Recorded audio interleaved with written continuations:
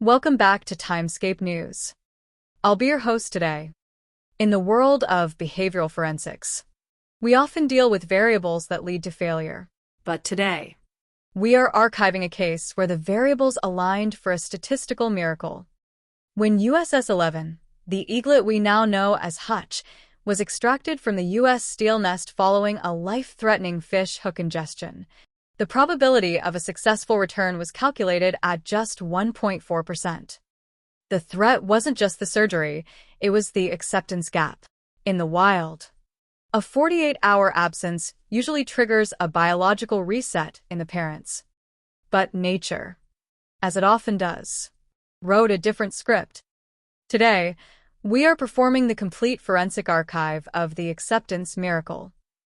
We are breaking down the X-ray evidence, the high-altitude extraction logistics, and the moment we transition from numeric identifiers to a regional celebration. This is the story of Maz, Sid, and Hutch, and the physics of their survival. To understand the miracle of the return, we must first analyze the forensics of the incident. On the afternoon of the ingestion, a routine caloric delivery was made by Irvin. Our analysis reveals that a discarded fish hook and weighted lead sinker were attached to the prey.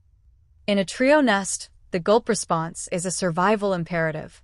Hutch, acting on instinct to secure his share of the protein, ingested the hook. In avian forensics, we look at the internal clock. Once a foreign object enters the proventriculus, the risk of a fatal perforation increases exponentially. The decision to intervene was a tactical necessity. If the bird remained in the nest, mortality was certain. If we removed the bird, the risk of parental abandonment was 92%. This created the conservation paradox. The rescue team had to perform a vertical extraction, scaling 100 feet of steel and timber to remove Hutch while Maz and Sid remained in the area. This was a surgical maneuver performed at altitude, where one wrong move could have compromised the entire brood. Hutch was transported to the Tamarack Wildlife Center, where the investigation moved from the nest to the operating table. The X-ray data was definitive. The hook was positioned deep within the digestive tract, perilously close to the vital organs. In raptor medicine, metabolic expense is the primary variable for an eaglet of this age. Anesthesia is a high-stakes calculation. If the heart rate deviates by even 5%, the bird undergoes systemic failure.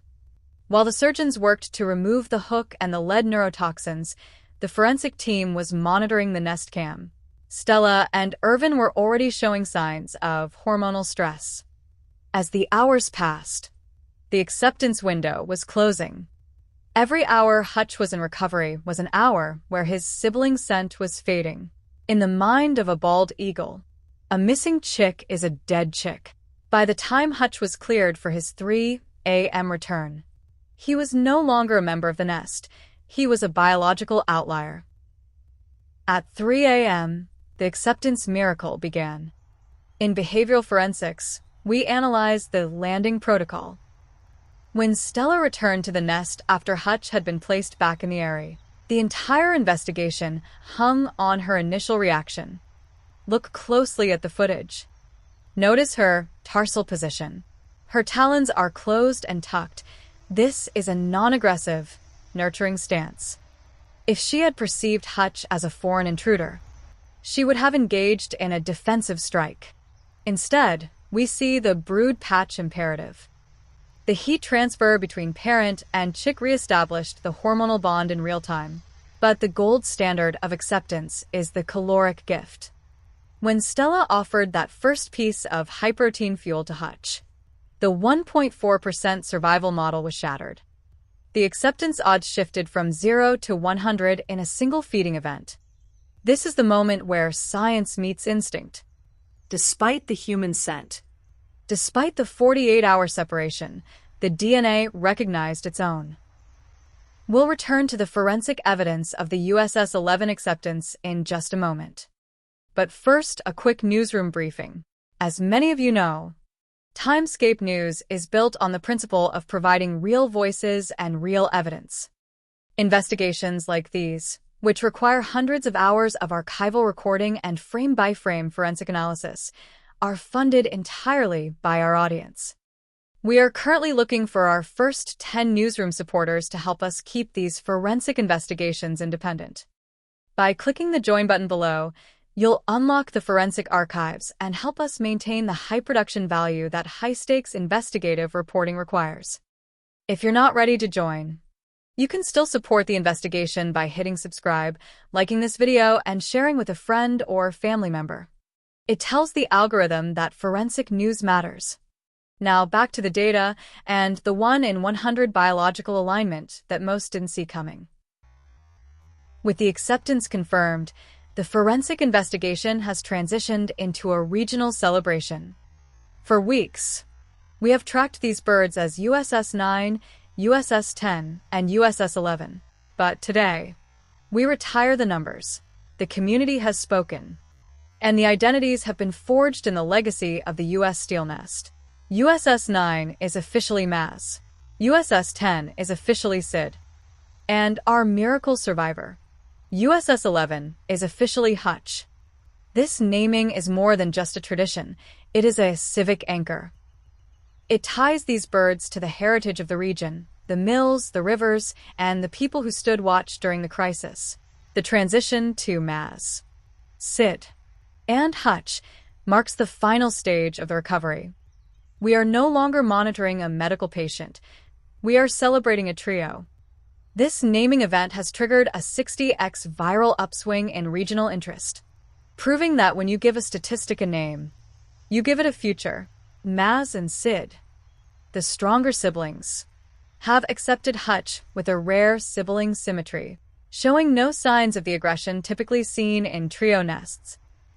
As we look toward the fledge window, the data remains optimal.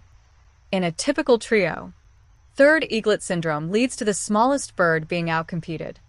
But the provider ratio at the U.S. Steel Nest is currently exceeding the aggression threshold. Irvin is bringing in enough high-protein fuel to satisfy all three birds. As long as this ratio remains above 1.2 to 1, the threat of siblicide remains statistically low. Maz, Sid, and Hutch are now entering the power development phase. Every wing lap is a data point. Every branch hop is a forensic indicator of health. We are seeing a synchronized development that is rare in the species. The miracle of Hutch's return hasn't just saved one bird. It has strengthened the entire brood. The physics of acceptance has paved the way for a succession event where all three birds are expected to take to the sky. We will continue to archive every caloric delivery and every milestone until the fledge is complete. The legacy of the USS 11 rescue will be studied by forensic biologists for years to come. It serves as a case study in the intersection of human intervention and biological resilience. Hutch didn't just survive a hook, he survived the math. He survived the climb, the surgery, and the 48-hour gap that should have resulted in rejection. This archive is a testament to the real people with real voices who made this possible, the climbers, the surgeons at Tamarack, and the thousands of newsroom supporters who kept the watch. The 1.4% chance was enough. In the end, the data shows that instinct is the most powerful variable in the world. As Maz, Sid, and Hutch prepare for their final transition from the nest to the sky, we remain on air, archiving the journey of Pittsburgh's most resilient trio. The USS 11 miracle is a reminder that in the field of forensics, we must always leave room for the outlier. The return is complete. The names are official. The legacy is secure. For Scape News, I'm signing off. To our newsroom supporters, thank you for making this deep dive investigation possible. We couldn't do this without you. Stay watchful. And as always, be safe.